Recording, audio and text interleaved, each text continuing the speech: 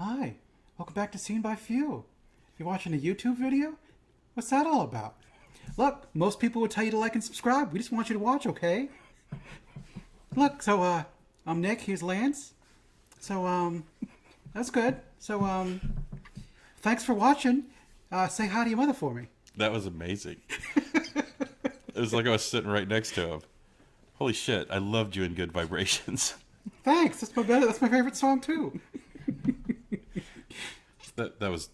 I'm sorry, hold on. That's got to give it the credit that it deserves. That was brilliant. So, this week, we're doing a COVIdeo. We decided to do, since we were talking about it in, with the Mummy, Uncharted, and that one's on Netflix, so it's like, fuck it, that's a COVIdeo right there. Something you can watch right now on streaming. Mm-hmm. And since you were like, it's not as bad as I thought, or as people have been saying, I'm like, okay, well, that doesn't say much, because I think people are kind of shitting all over this one. Yeah. Yes. Well, it's the fact that it didn't have Nathan Fillion, but I mean... He would be good, but he's definitely too old for some of that stuff now, I would think. He'd have to be playing an older Nathan Drake, and this is kind of like, I think they're going back for the origins, and this is how everyone met and stuff like that. But I don't know the video game, so it's kind of... So I sat down and played these video games like one by one. I watched Joe play them at first, and I was like, I watched Joe play enough of them, I didn't want to play it. And then they came out free when COVID hit on PlayStation, so I just poured through them. Amazing games, and I'm hoping, because of the way they're doing it, because they kind of like, the different games give you different time periods in Nathan's life. Okay. And they start with the whole Sam and Nathan thing, which I think is something they give you later on in the games. Okay. So I think they're trying to tell the story a little bit in chronological order, but I'm hoping that people didn't shit on this enough to the point where maybe in a second or third movie we can get Nathan Fillion sitting and talking about the days back in the day when him and Sully were running around doing this and that. Get a little bit of older people to... You could still get what you want, just not fucking immediately. Yeah. Let people make movies. Well, they also need to, if you're going to make this movie marketable... Nathan Fillion is popular to a small in group. Mm-hmm. He's not going to sell your movie to people who have never heard of Uncharted before. Our moms and us will go watch that movie. Yeah, maybe. my mom knows who Nathan Fillion is because my parents watch Castle during dinner because murder shows are the perfect thing when you're eating dinner. Background for it's Castle and Bones, and there's also like another murder show where they watch where like here's a horrific murder and they're like. Yeah, that's gross. That's amazing. I would have never guessed that was the Gormagon killer. I wonder who did it. I hate that I know that. Amber, like, she loved Bones in the beginning. And then at the end of it, she was like, they would get into a situation where they were like, oh no, are they going to die? And Amber's like, of course they're not going to fucking die. So, like, just took all the tension away from the movie for her, the show for her. But so, before we start talking about Uncharted, it is on Netflix. One of the easier streaming services that you probably have access to. If you're most likely you've got a friend's password. Yeah, you're probably not paying for it yourself, and depending on how things go in the future, maybe no one's paying for it. But for now, you can check it out.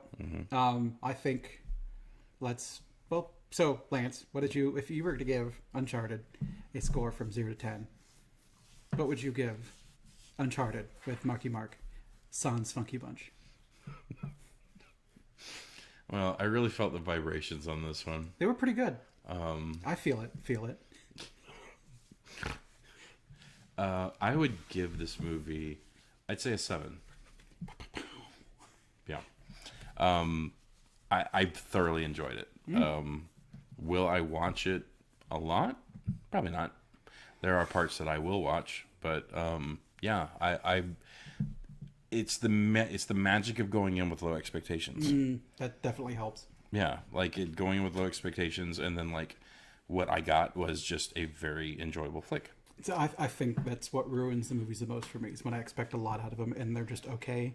I hate them. Even though like if I'm expecting like a 9 and I go into a 6, I'm like, shit. This was a piece of shit movie. But if I'm going expecting a 2 when I get a 6, I'm like, this movie's pretty fucking good. Even though they're the same, they end up about the same in my head. I have different feelings towards them. Apparently we're the only ones that feel like that because like the internet shits on these flicks before they even make it to the theater. And then like you would think that they're like, this movie's a 0. And even if there was like just a one point where it's a 1, they'd be like, okay. But no, then they just fucking double down. Yeah, it's got to be the lowest or the highest, Yeah. never in between. No. And those are the scores I tend to glance over and ignore immediately. The person's like, this movie's a 10. I'm like, man, this movie's a 0. Man. It's like, this movie's a 5. I'm gonna see what you have to say about it. Yeah, and that's the thing, is that I'm looking for middle of the road people, and sometimes I'm looking for like the 6s, 7s, possibly the 8s. But yeah, perfect 10s are probably click farms, and zeros are as hurt people. Yeah, fucking neckbeard basement dwellers that can't get behind. Why didn't they have Nathan Fillion? Don't get me wrong, he would have been great. Yeah. But no one wants to watch his old ass run around. Or just like one thing happens and they don't like it, therefore the movie's the worst thing ever. It's like, they didn't cast the person I like, worst movie ever. Or like, this scene was stupid, worst movie ever. It's like, Yeah, they didn't do it shot by shot remake of this part from the video game, worst movie ever. No. They didn't do the storyline that I wanted, worst movie ever. You can't make people happy these days. No.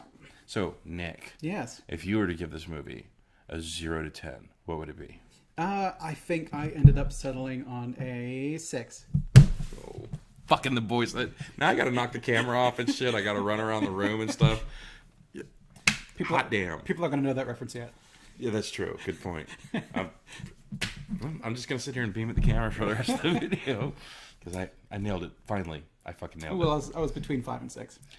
But I don't think it's as bad as 5s. I don't think it's as good as 7s. It's okay. Honestly, I'm kind of surprised you gave it a 6, but it's enjoyable enough. Well, spoilers. We're going to spoiler territory. So let's discuss and discuss. So the thing I really liked about this movie was I thought that Tom Holland did a great rendition of Nathan Drake. This was a pretty good rendition of Peter Parker. Because I think he can do one American accent at this point, because he's put a fuck ton of work into that accent. Right. Yeah, and now that's the American accent he can do. Okay. Well, I mean, he was to me. Well, no, I guess that Peter Parker's doing that, a little bit of that, like New York kind of. Yeah. Okay. No. That I didn't think about that. But I thought he did a good performance. He was pretty good. He was charming enough, like when he was being like the bartender and kind of finding his mark and going into light and like pickpocketing and stuff. It was fun. Him being just kind of like a suave thief. Well, I think one of my favorite parts of the movie was the cigarette invented by Alfredo Cigaretti back in, and the girl was like, he's like, I'm just kidding, I don't know who did it. Like, I thought some of his delivery, I felt like it was almost like Nolan North was helping write some of the scripts, because I feel like he captured the character perfectly. Okay, so let's talk about Mark Wahlberg. So he was not Sully.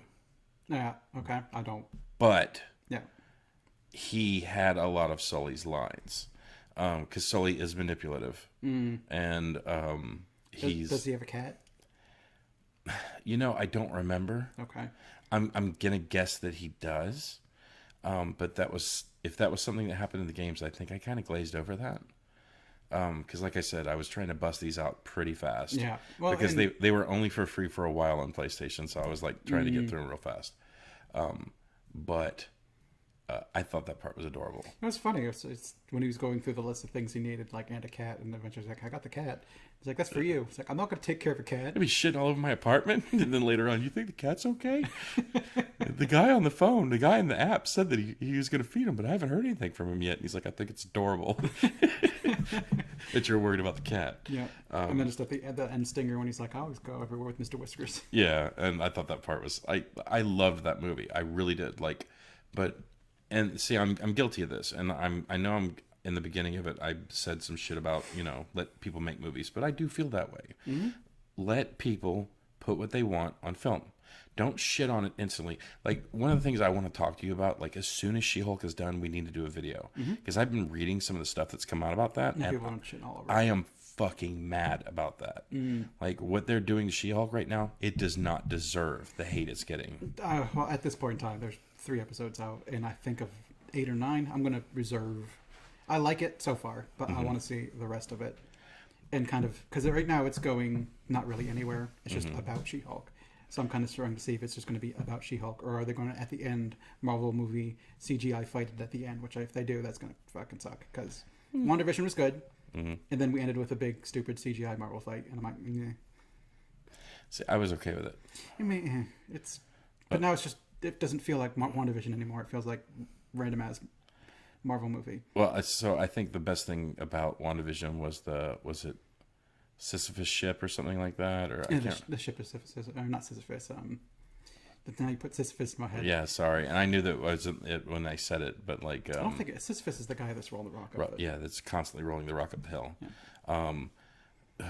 I'll think about it when I'm not thinking about it. Yeah, we'll suddenly blurt it out at some point. But anyways, like I like that whole conversation that he had. Ship Theseus? Is it Theseus? Theseus, that's what it was. Theseus. And I thought that was interesting. Yeah, where how much of that's interesting. I like the Vision fight between Vision and Vision, in which they just have like here's my logical thing of how we're going to finish this shit out, and he's like, oh, you're right, and then he just kind of fucks off. Yeah, like, that's fun. Well, I like that he figured out I'm not going to be able to beat him. Yeah. So at least I can try and like engage his mind. Yeah, logic way out of the fight. That's fun. I loved that. But we're not talking about WandaVision. Yes. So my expectations of this movie was completely bottomed out because everyone was shitting all over the movie. Mm-hmm. I have to admit, I was one of the people who was not excited about the casting in the movie because I didn't think Mark Wahlberg. I think there were so many other actors that had a better chance of embodying Sully, but you needed it to be a young Sully. But like Sully to me is in the voice, and Mark Wahlberg does one voice, Mark Wahlberg. Yeah. But I still thought he was good. He was good, and he was the right amount of untrustable shit that ended up being the most of the most trustworthy of the untrustable motherfuckers. Well, I like the part where it was like he was. They were watching at the airport, and he's like, "Oh yeah, look, she went back and worked for this guy." And he's like, "Only after she knew that you were going to betray her." And he's like, "Oh, you're still gushing over the girl that basically betrayed us." And at the end of near the end of the middle of the movie, where he, I guess he was kind of pissed about the double cross, and he was like, "Oh yeah, you're learning that maybe I'm not so bad after all." You know, but like that's the one thing I did like about those movies is that all these treasure hunters, they're basically thieves. Yeah. And it's a very tenuous relationship because like that was the other thing I loved about the video games is that people would make friends and then they would immediately stab you in the fucking back when they had like a lead on treasure and stuff like that. So like that uneasy feeling going through all the games of like, can you really trust this person? person? Can you trust anybody? And I loved that. I thought it was great. Well, we'll get to that later. So I thought the casting was great. I thought the CGI was great in the movie. The cameos were good. Now I don't know if you caught the cameo, but I think I'd mentioned it to you. You mentioned the Nolan North one. I wouldn't have known his voice enough to have picked that out of that because again I've not played the game, so I don't know what Nathan Drake sounds like. But I mean, it's gotten to the point now where they will go out of their way to do fan service in certain things, but it's still not enough. Yeah. Because I think people romanticize this stuff because it's beloved property. Like they've got The Last of Us show coming out right now, and I am fucking deathly afraid of what people are going to say about that. Now, people love Pedro Pascal, and people love Offerman. Yeah, he's going to be in that one, right? Yeah, and he's going to be the super paranoid dude. That's like I'm guessing he's going to be the super paranoid dude. Never played the game. Okay, well, it's pretty much if it's a PlayStation exclusive. I've not played it. Oh, okay. Well, I'm gonna probably send you home tonight with my old PS4. And I'm not going to plug it in. I'm not going to play it. Oh, okay, well. I've got other stuff to play. It's the same stuff you've been playing. No, someone gave me a gift for my birthday. What'd you get? Pathfinder: Wrath of the Righteous. I've been playing that one. Oh. And I've also been playing Dead by Daylight. Oh, nice. Cool. I'm going to gift you, I think Frostpunk is coming out pretty soon. Frostpunk. So. Oh, is that the one where you got like a city thing or something like that? Yeah, it's like there's a heat generator in the middle of town. You have to keep your people alive. Yeah, I'm not sure. I think I've seen that one. I'm not sure if it's one I'm super interested in. It's fun. It's resource management, like trying to keep people alive, and you have to make a lot of hard decisions. I fucking love the game personally, but it's hard. It's like one of the hardest games I've ever played. I've stepped away from hard games lately. Really? Yeah, I just want to chill. Well, the thing that's about Frostpunk is that it's got 4 levels. I think it's like easy, normal, hard, and extreme. And like the first time I started playing the game, before I started like figuring out the rules and everything, was like I played it on normal, and I was getting my ass stomped. Like they stuck my ass in the Steam core and like fucking lit me up the first time I played the game. Then I got through the game through easy, and now I've gone back and started playing it on normal, and it's still fucking ridiculously hard. I don't think there's a perfect ending to the game. Like every single one is supposed to make it feel like you basically got kicked in the nuts. It's the Pathfinder one is hard too, because I originally played Pathfinder Kingmaker. I think the same friend gave it to me for my birthday last year. So I started playing through it on like normal, and I'm like, this shit is fucking hard. So I put it to easy, and I'm like, this shit's still fucking hard. So I put it on like essentially story mode. I made it so enemies can't crit and stuff like that, and then I also got an editor because I don't want my character just to be another Pathfinder character. I'm like, I want to be like fucking super Pathfinder character. So I bumped the shit out of my starting attribute so I could have like a 22 and something and other stuff. I'm like, yeah, now I feel like a main character. I need to be better than everybody. I've never played it. I might have to look into it. It's have you seen what Baldur's Gate 3 is going to look like? That kind of action sort of top down. Yeah, it's that, but it's by default not in turn based, but you can swap to turn based if you want. Otherwise, you just kind of pause the game, tell people to attack who you want, and it's fucking Pathfinder. So if you really want to look through Pathfinder rules to be like, I want to play a witch for this level, and then I want to take over level in rogue, and go get to that whole micromanagement and look through all the feat lists, it's Pathfinder. You know, I think I enjoyed those games because I liked it whenever like the battle would start. You'd have your people like formed up at the door, and like you pause it, and basically you release all the hate in a cone at a choke point. Because I remember in those games, it was like one of the rooms you open up, like 5 dudes come running at you. So like all my guys and I'd use all the fucking like cone effects and just like blast them through the door and nail everybody. Those games are so good. So I mean, it's fun, but I mean, it's kind of like playing Pathfinder, where I mean, if you cast a first level spell, that one's gone, and you've got to wait until you take take a rest, because that's Pathfinder. There's no short and long rest to get your shit back. So it's good, but you know, Uncharted. Magic missile. Oh, sorry. But yeah, the cameo, Nolan North's cameo, I thought was great. Yeah, I just fell out of an airplane and was sit in the middle of the ocean. We fell out of a car, out of a plane, into the ocean. It's like, that happened. The same thing happened to me one time. And they were like, okay. But I thought the cameo was great. However, I did not know his face. I didn't know what Nolan North looked like. It's when he started talking, I was like, Okay. So, but I still think they should have had the voice actor who did Victor Sullivan, like, do a little something in that movie too. But, anyways, I was completely bottomed out. I wasn't crazy about the casting. Yep. Everyone was talking shit about the movie. Yep. When it came out in theaters, Amber and I talked about going to go see it, but we opted into a nope because I believe it was still during 2020. Yeah, it was. Or was it 2022? I think it was when COVID was ramping up pretty good. Yeah, it's another one of those ones where you're just not like, I'm not sure I want to go to a theater for a movie that you're not entirely 100% on either. Well, yeah, like, I mean, if you don't have to roll the dice, don't roll the dice. Yeah. So the movie came out in 2022, so it was recently. So it was this year. Yeah. Okay. But yeah, it was still a little spooky out, and people were like easing back into movie theaters at that point. So, we opted to skip it. Yeah. Then it showed up on a buddy of mine's Plex server, and I was like, you know what? Fuck it. Let's just see it. I like the games. Maybe they'll have some of the stuff from the games, and they did, and it was good. And it brings me back again to the part where I just get so upset with, like, people get so worked up over shit they've not seen. Yeah, like, there's only one property I understand that for, and that's The Princess Bride. That movie is perfect. Don't touch it. Like that, it's a classic masterpiece. I think there's a bunch of movies where I've seen them to the point where, like, we don't need to keep digging or mining this thing for fucking gold. I mean, they're going to keep doing the stuff that people love because it will put asses in seats. You know as well as I do. Like, how did you feel about The Princess Bride? It's one of the best movies ever. So, and it never, like, if they try to remake it, it's going to be a worse movie. It'll be a catastrophe. Because you can't do it better than what it's done. No. So don't even fucking try. Remake shit movies. That's what I want to see. People go back and take things that aren't good and try to make them better. Go look for Mono's Hands of Fate and turn that to a good fucking movie. Turn Battlefield Earth into a watchable movie. I've heard the books are good. Well, those books are by L. Ron Hubbard, so let's skip those. Oh, I didn't know that. Yeah, it's a Scientology book. That's why.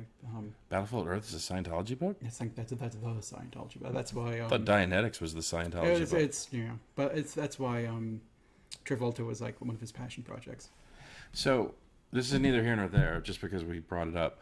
When I was growing up, I remember distinctly in my mother's bedroom, she had because like we had our hall bathroom that had mainly a bathtub, and I think it had a shower in it, but like all the showers were taken in the master bedroom, master bathroom, which was the only master bathroom in the house, which was in my mom's room. Our house growing up had 2 bathrooms, which was amazing. Anyways, I remember on her nightstand in her room, every single time I went to the shower, she had the Dianetics book on her end table. Okay. It was like sitting at the bottom, because I remembered Dianetics, and I remember the cover had like the volcano with the fucking rocks flying out of it. Okay. And I remember seeing that. And then the whole thing came up about Scientology. And I went back one time and I asked my mom, I went, did you read that book? Because she used to read pretty avidly back in the day. And she's like, what are you talking about? I was like, Dianetics. She's like, I've never had that book. I was like, no, it was I remember very clearly it was sitting on your end table in your house. And she's like, no, I never read that. She's like, I don't know. It could have been something that somebody put in my hands to read, and I just didn't read it. And maybe that's why it sat there for the longest time. I think my mom might be secretly a Scientologist. She's never mentioned thetans. She's never, like mined me for personal information and held it over my head when I don't eat broccoli at certain dinners or anything like that. We could also brush over this because they're famously litigious. Really? Yeah, they are. They can go fuck themselves. Yes, but seriously. Yeah, we're nobodies. Don't sue us. No one cares what we think. But anyways, yeah. Sometimes we don't even care what we think. So... yeah, the movie was... why did I start talking about that? Like, there's a point. We're talking about remaking... okay. Remaking bad movies into good movies. And Battlefield Earth, we can just skip that one. It's like a lot of stuff that John Travolta did around that era was, like, really bad. Like, one of his recently good movies that I can think of was The Taking of Something 1, 2, 3. It was that subway movie where he was a villain. I don't think I've seen that one, but I think I know what you're talking about. It's like The Taking of Pelham 1, 2, 3 or something like that. Anyways, yeah, this movie, I'm afraid that they're not going to do another one now because of how bad it got panned. I know that they dumped a ton of fucking money into this flick. Yeah, I think it's all right. It's all right. I mean, it's pretty generic treasure hunter movie. How many treasure hunter movies you know of? Well, there's National Treasure is one of them, and that's pretty by the numbers treasure hunter movie. There's like Tomb Raider, Indiana Jones movies. I mean, there's a lot of these little kind of, you go to point A, point B, you follow the clues and be like, oh, it's this thing. I figured out the thing, and then that villain's always like right there for some fucking reason. See, this is what I'm talking about. Because it was the audience that was talking all the shit. Yeah, so Rotten Tomatoes 41 critic, 90 audience. Like, that's... I don't know if you could... No, of course. It's just a big glowing fucking blob. It's the sun. Yeah. Uncharted on Rotten Tomatoes. 41% with the fucking critics and 90% with the audience. But I don't trust... But, like, the audience were fucking thrashing this movie. I did not expect to see that. Well, I also don't trust audience scores on Rotten Tomatoes because that's a very famous place for people to go and put maxed reviews or minimum reviews and just flood it. It's true. So that's, I think the Metacritic and the IMDb scores tend to be. I've noticed that when I go to IMDb, like I rate a movie and I go check on IMDb, look through some facts and shit, and for the most part, I tend to err pretty close to what IMDb rates shit, but maybe like a point or two. Sometimes I round up, sometimes I round down, but I'm pretty fucking close to what they think. So this is the other thing that makes me believe like the whole click farm thing is real. Top Gun Maverick with a 96 critics and a 99 audience. Yeah, like I've never seen a 99 audience. I don't believe that either. Well, I mean, don't get me wrong. I'm sure it was fine for people. I don't think I want to see it. I loved it. I thought it was a great movie. It's a great popcorn movie. But anyways. So this movie's fine. Fairly by the numbers. You kind of, it's like, hey, let's go on a treasure hunt movie, and you go, point A, we need this thing, some trouble happens, and then you go like, now we're gonna globetrot over to here and do this thing, and some trouble happens. Now we're gonna go to the next place, and some trouble happens, and the villain's always on your heels, like one step ahead of you, and for some reason I think that's what near the end of the movie kind of annoyed me. is that like they'd gotten, what was her name, Francesca, like off doing her own thing, and then like Tom Holland's going by on a boat. She's like, there he is. Like, what the fuck? Just that's dumb. I mean, for the rest of it, at least like Chloe was giving information. This one, she's just like, is that Nathan Drake? Oh, he must be going to where the treasure is. Let's abandon what we're doing here with my superior numbers. And I guess now it's getting stupid reasons for the villain to keep following. And I'm just thinking, okay, whatever. Yeah. At least you got hit by a boat. Right. See, I thought that whole thing was cool. Yeah. And we're back. All right. So, yeah, that whole boat scene. It was good. I mean, I really enjoy the... was it in one of the games where you're on two ships flying through the air and having like the ship-to-ship combat thing? I don't remember that, but I do know that they find like one of the boats and one of them, and you basically fight somebody with the boat on fire around you. Okay. But I don't remember like Huey or Chinooks flying two boats through the sky. So I mean, it's dumb, like conceptually, but it's kind of fun because it's just like two ships sailing through the air and they're like zipping across on lines and doing the whole pirate thing, and he shoots a cannon out of a helicopter. It's stupid, but it's fun. Yeah, and I thoroughly enjoyed that part. Yeah. It's it's not something you expect to see in a movie, but like a movie like this, you kind of like, Just you're like it's stupid. Yeah, you just go with it. You're just like, okay, yeah. So the airplane part. So I had where it starts the movie when in media res, as it were. Mm-hmm. And then eventually you get the shift from her point of view on what happened in the actual plane. Mm-hmm. So I don't like to be that guy that pulls at threads, but like that part did bother me for the fact that it's a plane that's flying really fucking fast, and you have all this drag behind you. He's hopping to... And he's like jumping boxes and shit. That's silly. And when he's hanging off the boxes, he's hanging straight down, like there's no... Yeah, he's back and his thing is going up. Like you expect him to be falling. But yeah, no. or at least like hanging sideways. But it's all silly. I didn't really like that they started with that and then went back and then... Because it's kind of like, well, now we know shit that's coming in the future. I would have rather... I know that there's... I remember seeing like Joe start a game and it starts with you in a plane or in a train accident. So I know they've got the tradition of starting in the middle of something awful and kind of going from there. But for a movie, it's just kind of like you see some stuff going on, you kind of get an idea of what's going to happen. I mean, you could probably predict that shit anyway, but still. Yeah.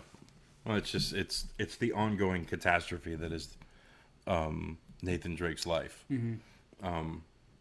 What I did like also that they held up from the game. So I love the Nolan North nod to the voice actor, but like I like also the fact of they're still out there doing their thing, and they never get all the treasure, but they get just enough to keep going. There's always just like a few gems in someone's pocket or something. Plus, I guess the other thing that gets me about that is if I was a treasure hunter, modern day treasure hunter, and you drop the ship in the ocean, you know where it's at. Well, there was even the Philippines boat coming up, and like we're not going to be the people are own it. Yeah, and essentially they own it anyway. You're stealing it from them. That's true. So I mean, they're treasure hunters / thieves. They're stealing treasure from the indigenous people to make money off of it. Well, they think it belongs in a museum. It belongs in a museum. No, it belongs in cash in their wallet. Yeah. So they weren't being like, we're going to find the ship and put it in a museum. That's like $4 billion. Like, but the treasure started out somewhere else. So it's like if you hide, let's say you find $100,000 at, I don't know, let's say your house. Yeah. And you come over here and you hide it in my house. And then like 20 years later you come back and you go to take it, but I spot it. It's your money. Is it? Yeah. I can't hide things on your property and then come back for them. I'm not sure about that. Yeah. It's like if I. But more importantly, wherever I got the money from, that's whose money it really is. But they're gone. Well, that's kind of one of the things you ran across with World War II, where people were pillaging people's homes, and then like, hey, look at this cool painting I got, and then eventually the family being like, yeah, that was stolen from me a long time ago. We would really like it back. It's a family heirloom. It needs to go back to them. It's theirs. Well, now it's a family myloom. No, because I still took it from your family's property because they're dead. No. Just saying, finders keepers. No, stealers keepers. It's not stealing if they don't have a pulse to say no. It's, hey, I didn't steal it, my dad did, and now I'm just keeping it. It's still not yours. Okay, well, if that's true, I'm going to need all you white people to get off my land because it's mine and it was stolen from my people. No, that'll never fly. No. But yeah, I really and truly don't believe this movie deserves all the hate that it was given. It's not great. It's not bad. It's better than... It's a mindless movie for the most part. Put it on, watch some shit go wrong, and it's kind of amusing. And I think there's enough kind of fun stuff in it. Some of it's stupid, like them going through like the underground hell area, and then they were in an inferno club. I'm like, this is fucking dumb. But whatever, we'll move on. We're done with that little vignette pretty soon. Because we walk into the club and then like, oh, there's that Scottish guy that's been fucking with us. I'm like, why the fuck is he there? And Chloe being like, hey, we're following a thing. He's not going to walk into a fucking club and be like, maybe they'll be in this club in a second. She doesn't know they're going to be in a club. It's dumb. Well, they did say, like, so the Antonio Banderas says that he hired her. Yes. the same time. Chloe is on the take. But she didn't know they were going to be in the club in Furnace. And the guy is already there. Or what if she has a tracker on her? The tracker doesn't know they're going to be in the club. He's not he's not going to see that shit and be like, oh, Infernus is going to be where they're going to be in a second. I'll be in there right now. See, now you're pulling threads. So there's dumb shit too. That's why it's a 6. Yeah. There's some fun stuff into it, but when you're watching it, it's kind of like, this is dumb. But then you move on because they move on. Well, maybe they just kind of take note of stupid and next. Okay, this is fun and it's stupid. Okay, next. Yeah, I mean, I agree with you to a point with like having a fucking rave club called Infernus, like right next to this fucking really nice church. But I also saw it as whoever the club owner was maybe bought the property and it already had some of this old shit in it. So it's like, oh, let's play off the fucking theme. It's not even necessarily the club theme. It's just that the guy is already there. And we'll move the fuck on. Because, I mean, it had a joke in it that I thought was kind of amusing in that, like, she goes to dance with Nathan Drake and just kind of as will dissuade him looking this way by blending in. He's like, I'm not a very good dancer. And knowing that Tom Holland is an amazing dancer. I didn't know he was an amazing dancer. That's why he's so good at Spider-Man. He's acrobatic as shit. He's an amazing dancer. Hey, just because you're acrobatic does not mean you're a good dancer. He's acrobatic because he's an amazing dancer. Ah, see, I didn't know that. Yeah. Okay. Well, maybe that joke will hit harder next time I watch it. After this, I'll have to show you a thing where he does like the karaoke battles. I saw that. Him and Zendaya. Yeah, where he was wearing like the black lacy looking thing. Yeah, he was doing the umbrella one. Yeah. Yeah. And he was really good. He's an amazing dancer because he was a dancer first. Okay. I didn't realize that about him. Yeah. You know, the other thing that I've noticed, and this is just as an aside, you watch a lot of these movies and like the person's like, yeah, you know, I ran over here and I did this thing. And then when you see the interviews, they're like, oh, hello. Like, there's so many like British actors that have got like even Benedict Cumberbatch. Yeah. Like, being Stephen Strange with an American accent. I'm sorry, I said his name wrong. It's Humperdinck Vindersnatch. Thimblethwomp. Yeah. But it always gets me. And then I don't remember who it was, but there was someone who was an American actor that I know was an American actor with no accent. And then they did an interview and they're like, oh, well, I actually got my training from it. And I was like, wait, motherfucker, you are not British. Like, so who are you trying to impress? I'm going to have to go back and see if I can find that because I remember when we watched that interview, I pointed out to Amber, I was like, is that motherfucker British? She's like, no, I think he's born in Delaware. I was like, okay. But I at that same time, I thought that it could have been where you were saying what you were going to do with your kid eventually. Oh, so the joke I would say is when we're raising him, we both talk in an accent that doesn't fit the region until he picks it up and then just like switch to a normal accent. So he's forever got like, my parents were just buttholes and made me talk like this. Well, we're from Delaware, isn't it? I think what more appropriately you said was use the accent until they were 18, and like the second they turned 18, you're like, okay, so now that you've got the British accent, we're gonna knock it off. Something funny, but wouldn't work. You don't raise people in a vacuum. Sorry, my son is, I guess, catching a bit of a cold right now, so I'm having to keep an eye on him. But do you have anything else you want to say about Uncharted? I guess one last thing I find amusing about this is when Nathan and Chloe were in the resort, and they were kind of sorting out the clue, and Nathan ends up finding out he writes down the wrong coordinates, knowing that I'll give Chloe a chance. Like, is she going to take this and run off without me? And of course she does. And then he's like, well, that sucks. Here are the real ones. And then he pisses off, and Chloe's essentially done for the movie because she wanted to be greedy.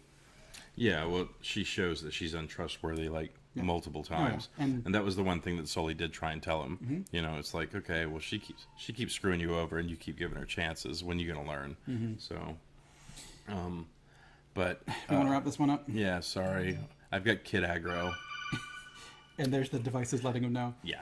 So. All right. So, bye, everybody.